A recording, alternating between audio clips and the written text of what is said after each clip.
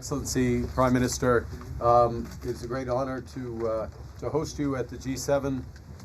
India has been coming to the G7, I believe, since 2018 in Biarritz with our French partners, and it's a testament to the importance of your country, to your leadership, and to the importance of the issues that we look to tackle together, from energy security, from the energy transition that you're helping to lead, to the future of artificial intelligence, to the fight that we have against transnational repression, against terrorism, against other factors, and the work that we can do together. And it is my great honor to have you here.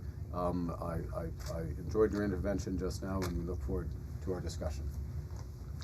Excellency, मैं आपका बहुत बहुत आभारी हूँ कि आपने G7 में भारत को निमंत्रित किया, और मेरा भी सौभाग्य है कि मुझे 2015 के बाद फिर से एक बार कनाडा की धरती पर आकर के कनाडा के लोगों के साथ जुड़ने का एक अवसर मिला है।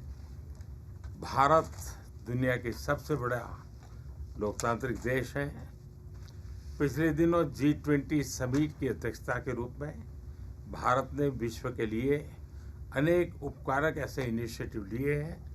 आज G7 के अंदर G20 में भारत ने जो मजबूत नींव रखी है, उसको एक प्रकार से नए स्वरूप में G7 में उसके एग्जीक्यूशन की दिशा में ले जाने में एक बहुत बड़ा अवसर है, और भारत इस अवसर का उपयोग ग्लोबल गुड के लिए करने के लिए हमेशा इच्छुक रहा है, आगे भी इच्छुक रहेगा। भारत और कनाडा के संबंध अनेक प्रकार से बहुत ही महत्वपूर्ण है। कनाडा की अनेक कंपनियों का भारत में निवेश है। भारत के लोगों का भी कनाडा की धरती पर बहुत बड़ा निवेश है। लोकतांत्रिक मूल्यों को समर्पित कनाडा और भारत मिलकर के लोकतंत्र को मजबूत करना होगा, मानवता को मजबूत करना होगा, हमारे रिसोर्सेज का ऑप्टिमम यूटिलाइजेशन कर करके मानव जात के कल्याण के काम में कैसे ला सकते हैं, उस दिशा में हम प्रयास करते रहेंगे।